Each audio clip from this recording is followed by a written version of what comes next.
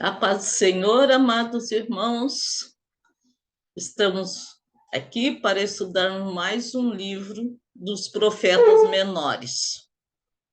Hoje vamos ver o livro de Naum. É um pequeno livro com 3 capítulos, mas traz muitas lições para nós. Naum, Deus deu essa visão para ele do que iria acontecer com os assírios no final deles, mais adiante, porque Deus não aguentava mais os pecados daquele povo. Ao mesmo tempo, também, Naum vai falar sobre o livramento do povo de Judá. Mas nós vamos ver quem era Naum. Naum, o nome dele significa conforto, consolação, compassivo. E ele era da cidade de Elpos, porque no primeiro versículo diz: livro da visão de Naum, o Eucosita. E esse livro começa a primeira palavra, peso contra Nínive. Ou outras traduções vão nos dizer sentença contra Nínive. Não fala mais nada sobre este profeta. Mas o que ele vai falar é principalmente é para o povo de Nínive. E as palavras que ele vai falar para ajudar serão assim palavras de consolo, de conforto. Naum foi levantado então por Deus para profetizar contra a Assíria, contra Nínive, que era a capital da Assíria.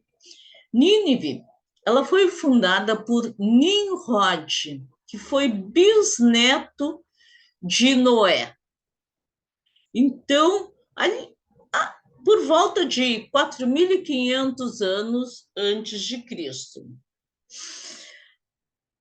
Nessa época que Naum foi lá na cidade de Nínive, esta grande cidade, linda cidade, rica cidade, diz que ali tinha mais ou menos 175 mil pessoas que viviam ali nessa cidade. Nós lembramos que o profeta Jonas também foi enviado a Nínive, há uns 150 anos atrás, antes de Naum. E conhecemos a história, até fizemos um vídeo que os irmãos podem ver, sobre o profeta Jonas. Ele não queria ir lá, Deus o mandou para pregar lá para os ninivitas, mas era um povo tão cruel, ninguém os amava. Muito pelo contrário, só queriam vê-los destruídos, e Jonas era um deles. Então, conhecemos a história que Jonas fugiu, mas depois foi jogado ao mar, um peixe o engoliu, depois o largou de novo na praia, e ele acabou indo e entrando nessa cidade. Mas a pregação de Jonas foi uma pregação curta, porque ele só entrou na cidade, caminho de um dia, nos diz lá, e só falou: Deus vai destruir essa cidade, Deus vai destruir essa cidade, Deus vai destruir essa cidade. Ele não pregou arrependimento, ele não pregou o que o povo poderia fazer, coisíssima nenhuma, só pregou o juízo que ia cair sobre a cidade, e sabemos que daí ele saiu, subiu assim num monte, ficou olhando o que Deus iria fazer contra aquela cidade. Mas o povo se arrependeu. Desde o rei até o menor do reino. E eles buscaram a Deus com panos de saco, colocaram inclusive nos animais e pediram a misericórdia de Deus. E Deus os ouviu. A gente vê como o amor de Deus é grande. Pode ser o maior pecador. Se ele se arrepender realmente, pedir a misericórdia de Deus, pedir o perdão, ele vai ser atendido. E essa cidade, este povo foi atendido. E a cidade não foi terminada. Bem, mas aquela geração tinha se arrependido, tudo mais, mas depois veio a outra geração, já foi esquecendo a segunda geração, e agora eles não lembravam mais do que Deus tinha, a grande misericórdia que Deus tinha tido para com eles. E voltaram a fazer os mesmos pecados, e maiores ainda, de maneira tal que agora, passado esses 150 anos, mais ou menos, Deus disse: não há mais, não tem mais como suportar o pecado deste povo. A Síria, nessa época, era o maior império que havia. E eles tinham conquistado todos à sua volta. E Nínive era a capital da Síria. As muralhas de Nínive tinham 12 quilômetros de extensão e 30 metros de altura. Vejam uma muralha com 30 metros de altura. Algo como um prédio hoje, em nossos dias, de 10 andares. Fora o que teria de alicerce naquelas muralhas. E elas eram tão largas que 2 carruagens podiam andar lado a lado lá em cima nas suas muralhas. E ela tinha 15 portas de entrada muito bem guarnecidas, com guardas, com torres de vigia. Era uma fortaleza. Os ninivitas, eles se julgavam tão poderosos e invencíveis que ninguém poderia vencê-los. E a sua crueldade era imensa. Ela espalhava muito terror entre as outras nações. Então, Naum entrou dentro da cidade e profetizando que Nínive, a capital da Síria, iria cair. Por quê? E ele deu os motivos. Porque a cidade era sanguinária, gananciosa, insaciável, cheia de mentiras, cheia de roubos, idolatria. Era terrível.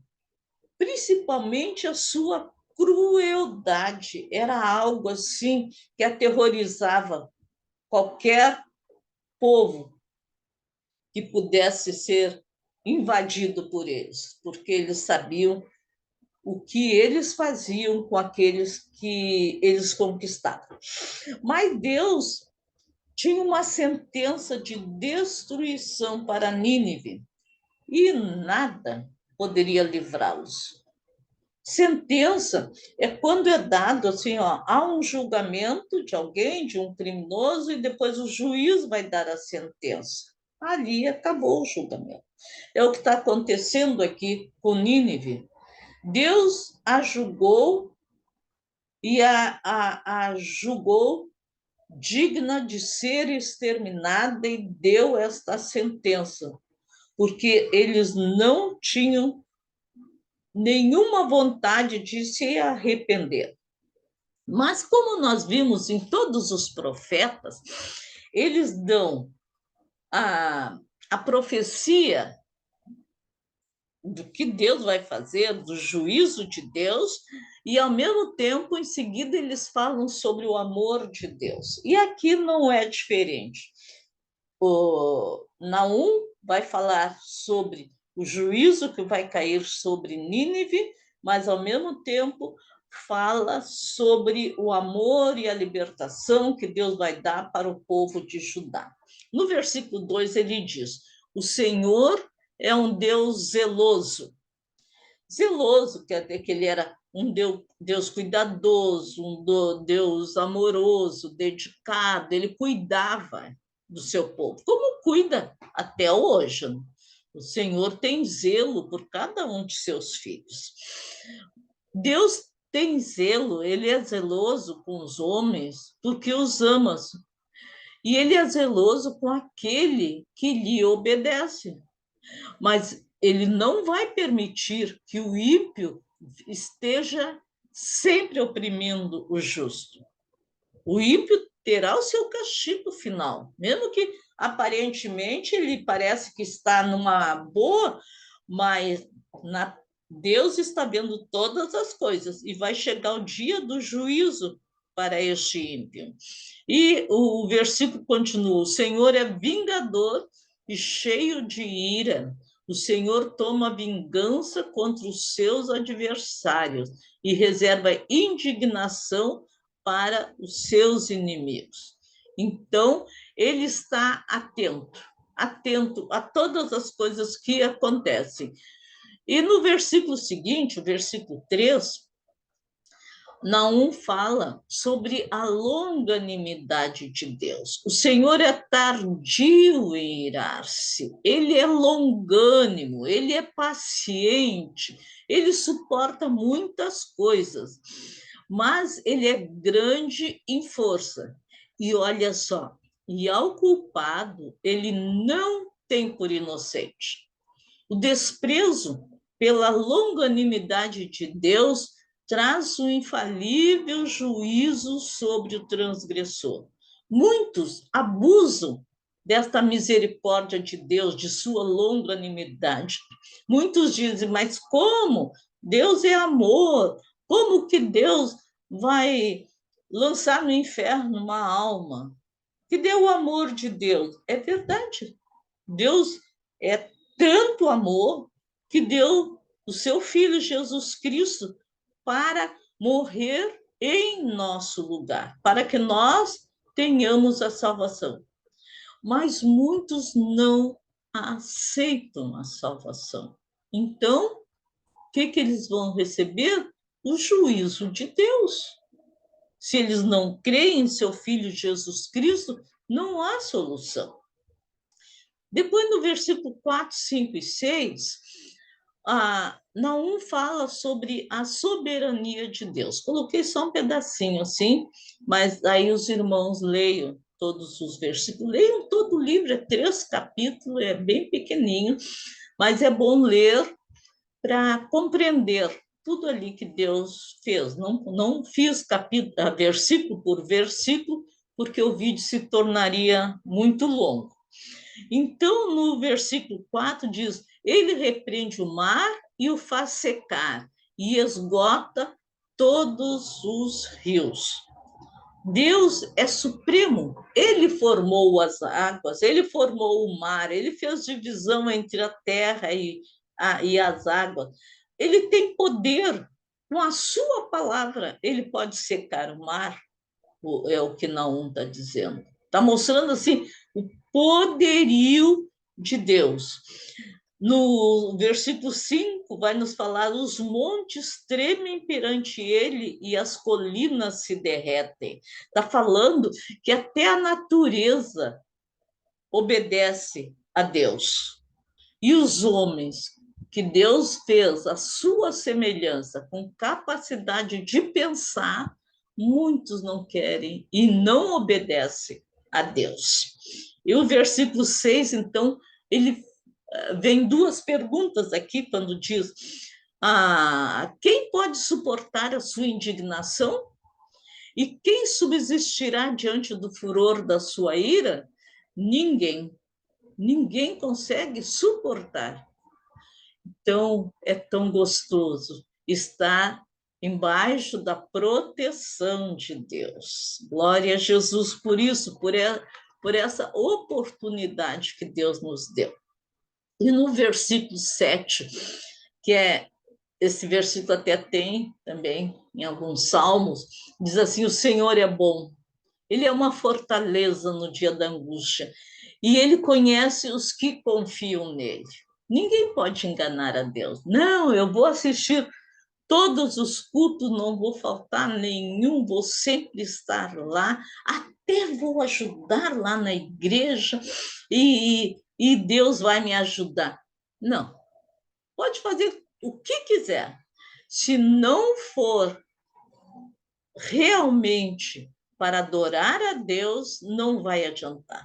For para aparecer, para enganar a Deus, ninguém vai conseguir uma coisa dessa, porque Deus, ele é a nossa fortaleza. E glorificamos ao Senhor, porque quantas vezes passamos por angústias, por problemas, mas a misericórdia do Senhor é imensa e ele nos segura, nos segura. Muitas vezes nos carrega no colo quando a gente está que não consegue caminhar, mas ele não nos abandona. Louvado seja o seu nome precioso. Então, Naum volta agora a palavra novamente para os ninivitas. E agora ele vai falar para eles como que eles serão derrotados. O que, que vai acontecer com eles? E quando Naum fala isso, eles não acreditam. Eu creio que eles muito zombaram de Naum, mas Naum não estava falando uma coisa inventada por ele, estava falando aquilo que Deus lhe tinha colocado em sua boca. E ele falou: você sabe como é que vocês vão ser destruídos? Vai vir uma inundação. Com uma inundação transbordante, acabará de uma vez com essa cidade. Com trevas o Senhor perseguirá os seus inimigos. Uma inundação? Certamente aquele povo diria, mas como que uma inundação vai conseguir passar essas muralhas? Porque a muralha não estava feita ali, acima, em cima, na terra, para ter 30 metros de altura. Quantos metros teriam de profundidade? Não é mesmo? Para segurar aquela estrutura tão grande, tão forte. Mas Naum estava dizendo, vai vir uma inundação. Ele está profetizando de que forma que a cidade seria destruída. E a represa da cidade, realmente, ela se rompeu. Aconteceu uns 25 anos depois, mais ou menos, 20, 25 anos, depois desta profecia de Naum, aconteceu isso. A represa da cidade, ela se rompeu e ela veio com uma força imensa contra a cidade, com tanta força que ela fez brechas naqueles muros tão grandes. E por aquelas brechas, os inimigos entraram e venceram e dominaram a Síria, dominaram a cidade de Nínive e a Síria. Assim diz o Senhor, Naunta continua, apesar de vocês serem fortes, numerosos, vocês serão ceifados e destruídos. Não adianta, mas eles tinham muitos guerreiros, muito bem equipados, carros de aço. Olha, era assim, realmente, como eles diziam, eles eram invencíveis. Mas não vai adiantar. No mesmo versículo 12, que ele dá essa palavra tão dura para os ninivitas, aí no final do versículo ele já volta e fala com Judá: eu te afligi, Judá, mas não te afligirei mais, porque a Síria estava agora tentando entrar em Judá, dominar Judá. Eles já tinham derrubado o reino do norte, o reino de Israel, as 12 tribos. Já tinha matado muita gente, já tinham levado outros prisioneiros e tiraram eles de suas cidades. Aquelas 10 tribos saíram dali e colocaram outros povos a viverem naquele lugar. Isso em 722. Agora, eles estão tentando entrar na parte sul, no reino de Judá. E Judá estava ali, ó, apavorado. Eles não tinham como lutar contra um exército tão grande. Mas vem essa palavra: eu te afligi, Judá. Tem passado um sufoco, não é? Mas eu não vou mais te afligir. Vou te dar uma libertação. E realmente Deus libertou eles das mãos dos assírios, apesar que depois eles caíram na mão dos babilônios, porque eles continuaram desobedecendo a Deus também. Naum volta o assunto para Nínive. Contra ti, porém, o Senhor deu ordem para que não haja posteridade que leve o seu nome. Ou seja, vocês vão morrer todos. Não vai sobrar ninguém. A posteridade de vocês não vai mais existir. Vocês vão acabar completamente. Olha, o povo que morava em Nínive, o povo assírio, de modo geral, que moravam lá todos nos arredores, jamais poderiam crer naquilo. Eles não confiavam em Deus. Só quem cresce em Deus que creria naquela palavra de que eles seriam exterminados. Mas como eles não criam, não acreditaram, né? Aí ele diz: da casa do teu Deus exterminarei as imagens de escultura e de fundição. E ele vai mais além. E ali eu farei o teu sepulcro, porque tu és desprezível. Olha, aos olhos das nações em volta, eles eram poderosos, eles tinham muita força, todos o temiam, o odiavam, mas o temiam. Agora, aos olhos de Deus, eles eram desprezíveis, não eram nada. Algumas traduções dizem, porque és vil, a mesma coisa, né? Os assírios se achavam invencíveis, pois sua cidade era muito fortificada e possuía um grande exército, mas a sua destruição estava chegando. Irmãos, isso aí nos lembra os dias atuais que nós estamos vivendo, que o Senhor está avisando que está chegando, mas muitos não estão crendo. Infelizmente, não creem na palavra de Deus. Aí ele volta de novo com uma boa notícia para ajudar. Eis sobre os montes os pés do que traz boas novas, do que anuncia a paz. Celebra tuas festas, ó Judá. Cumpre os teus votos, porque o ímpio não tornará mais a passar por ti. Ele é inteiramente exterminado.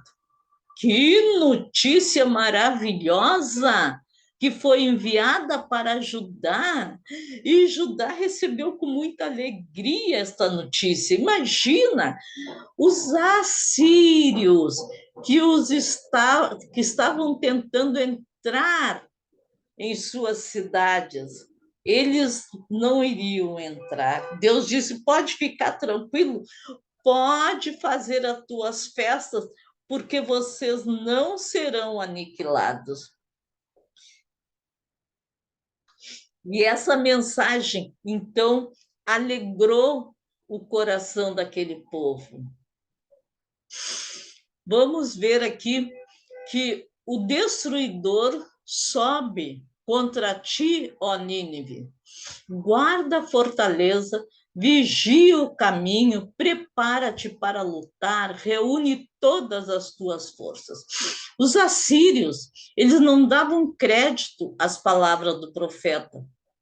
Pois eles se achavam tão fortes, de tal maneira, irmão, que eles achavam que nem Deus teria condições, teria força para destruí-los. Pobre, miseráveis homens. Porque quando alguém chega a duvidar do poder de Deus, essa criatura não merece mais nada, né? Então, por que aí isso no capítulo 2, no versículo 1. E no versículo 2, Deus já fala novamente com Judá, porque o Senhor restaurará a glória de Jacó, assim como vai restaurar a glória de Israel. Aqui, essa profecia já vai, era ali para a época, mas já vai realmente lá para o final dos tempos. Quando Jesus nos buscar, como eu disse, que está muito perto, muitos não estão crendo nisso, mas glorificamos ao Senhor pelo seu povo que está esperando ardentemente a sua vinda. E quando o Senhor nos arrebatar, aqui terá início na terra a grande tribulação. E no final da grande tribulação, o povo de Israel vai entender que Jesus foi o Messias, tão amado, tão querido, que foi enviado por Deus para salvá-los. E ali eles vão aceitar. E agora eles serão restaurados, não mais divididos, mas como um povo único, povo de Israel, o povo de Deus. Naum volta a falar com os assírios e diz: os carros passam velozes pelas ruas e se cruzam pelas praças, parecem tochas, correm como relâmpagos. Muitos dizem que esse Naum, capítulo 2, versículo 4, é uma profecia sobre os carros que haveria em nosso tempo, porque até 1900 todos andaram a cavalo, a pé ou de carruagem. Podia ser rei, podia ser a pessoa mais rica que tivesse as maiores riquezas, eles não tinham outro meio de transporte. As coisas aconteceram de 1900 para cá, se cumprindo aquela profecia de Daniel, quando ele diz que nos últimos tempos a ciência se multiplicaria de tal maneira que seria uma coisa assombrosa aos nossos olhos. E realmente a nossa geração tem visto isso, não é? Os carros que foram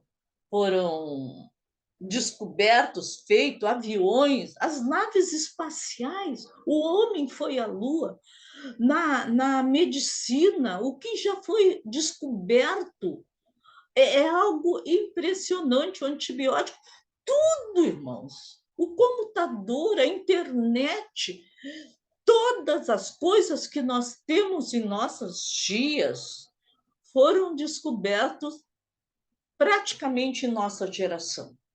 Por isso que eu creio, realmente eu creio que nós somos a última geração antes da volta de Jesus.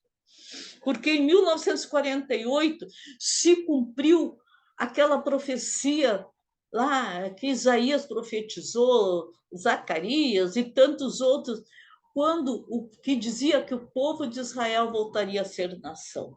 Quem poderia acreditar que um povo, o povo judeu, espalhado pelo mundo inteiro, sem ter uma terra, sem ter nada que fosse seu, um dia voltaria a ser nação. Mas em maio de 1948 eles voltaram a ser nação. Na minha geração, na minha geração. Então eu estou esperando Jesus a qualquer momento. Glória a Deus, louvado seja o seu nome. Mas nós temos que alertar aqueles que não conseguem entender isto, que Jesus desperte a sua igreja, né? Então os soldados corriam velozmente com seus carros ao verem o exército inimigo entrando pelas brechas das muralhas. Isso aqui Naum estava vendo o que iria acontecer. Não tinha ainda acontecido, mas ele via. Deus mostrava para ele o que estaria acontecendo, mas não adiantaria, porque Nínive seria totalmente destruída. Nem o seu grande exército poderia salvar aquela cidade. E ele, no versículo 5, ele diz: Os nobres são chamados, mas tropeçam em seu caminho, apressam-se para chegar à muralha, para ajudar, para não deixar os inimigos entrarem, mas não adianta. As comportas dos rios se abrem e o palácio é destruído. Isto ele está dizendo, eu volto a falar, antes de acontecer. Exatamente isto que foi falado aconteceu no dia em que eles foram invadidos. Palavra por palavra. É a mesma coisa que vai acontecer quando Jesus vier. Vai acontecer a grande tribulação, palavra por palavra. E tudo já está se preparando para este acontecimento. A Senaqueribe construiu um magnífico canal, um aqueduto, que trazia água de uma represa no rio Gomel, 48 quilômetros ao norte de Nínive. E ele fez também um elaborado sistema de 18 canais que trazia água das colinas para Nínive. Veja que coisa incrível, hein? Que a inteligência deste homem de construir este aqueduto e esses canais, e a cidade tinha água à vontade, nunca faltava água. Mas esta mesma água iria inundar a cidade. Então, o que aconteceu? Quando veio aquela grande torrente de água que derrubou, que abriu brechas naqueles muros e os inimigos começaram a entrar, o que o povo fez? Começou a fugir, né? E Naum fala, Nínive, desde que existe, no capítulo 2, versículo 8, Nínive, desde que existe, tem sido como um açude de água. Olha, na proporção certa, garantida. Eles tinham jardins lindíssimos, né? Mas agora o seu povo foge. Alguém grita para eles: parem, parem. Os comandantes, os superiores, não queriam que eles fugissem, queriam que o povo e os soldados ajudassem a defender a cidade. Mas ninguém ouvia isso. Imagina, eles queriam fugir. Então, diz que o povo e os soldados tentavam fugir da destruição. E a destruição ali seria total, né? E a grande e rica cidade foi totalmente destruída. Eu peguei essa gravura aqui que os geólogos, escavando, descobriram ou fizeram desenhos de como seria aquilo. O trabalho dos geólogos, irmãos, é algo assim magnífico, magnífico. Porque o que eles descobrem embaixo daquelas terras, nós não temos nem ideia. E quantas coisas mais que ainda tem, porque é milhares de anos passados. Muitas nações passadas vieram, se terminaram, como aqui a Síria, né? E aqueles que entraram na cidade gritavam: saqueai a prata, saqueai o ouro, porque os tesouros são muitos, os tesouros não têm fim. A cidade está repleta de objetos de valor. Esta era a ordem dada pelos comandantes aos seus soldados ao invadirem ali Nínive. Assim como o povo e os soldados de Nínive tentavam fugir desesperadamente, aqueles que estavam entrando, os comandantes diziam para muitos deles: vão, peguem a riqueza, peguem o ouro, porque era o costume da época. Cada cidade que era saqueada, que era invadida, ela era saqueada, o seu ouro todo era tirado. O palácio de Senaqueribe diz que tinha 503 metros de dimensão e possuía 80 salas, muitas das quais eram preenchidas totalmente com esculturas de ouro, de prata. Era assim uma riqueza imensa em cada sala. Mas no versículo 13 ele diz: Eis que eu estou contra ti, diz o Senhor dos Exércitos, queimarei os teus carros de guerra, a espada devorará os teus leõezinhos, arrancarei da terra a tua presa e nunca mais se ouvirá a voz dos teus embaixadores. Serão destruídos para todos sempre. E Nínive é destruída por quem? Pelo Senhor. Ele usou os babilônios, os citas e os medos, né? Mas foi Deus que destruiu. Ele usa um instrumento, mas é a mão poderosa dele que faz todas as coisas. Então, Nínive é destruída totalmente pelo Senhor. Ai da cidade sanguinária, agora no versículo 3 nos diz isso, né? Repleta de fraudes e cheia de roubos, mestra de feitiçarias. Quem ouve notícias a seu respeito bate palmas pela sua queda, pois quem não sofreu por sua crueldade sem limite? Este povo assírio, eles eram tão cruéis, tão violentos, que quando eles invadiam uma cidade, eles não se conformavam só em invadir a cidade, levar o povo escravo e pegar toda a sua riqueza. Não. Ele matava, ele massacrava, ele transpassava as pessoas, eles furavam os olhos, eles cortavam a língua das pessoas, as orelhas, eles tiravam a pele de muitos, as pessoas estando vivas. Era uma crueldade sem limite. Foi o povo mais cruel que houve contra os inimigos quando eles venciam. Então, por isso que todo mundo tinha terror deles, né?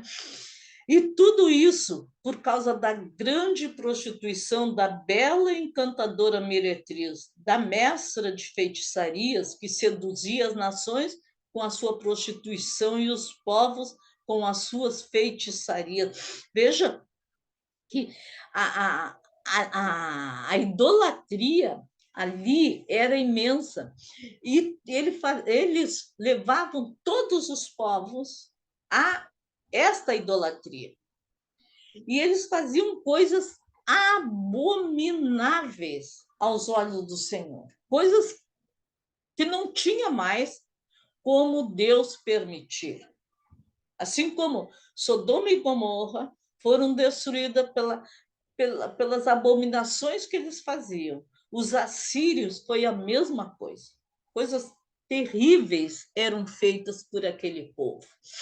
E Naum compara agora a Nínive com a cidade de Tebas. Esta cidade ela foi destruída pelos assírios. Aí ele pergunta: és tu melhor do que Tebas, que está situada entre os rios, cercada de águas, protegidas pelo mar, e ainda o mar por muralha? Mas durante 3 anos, os assírios fizeram um cerco contra essa cidade. Era uma cidade muito fortificada, principalmente pelo mar.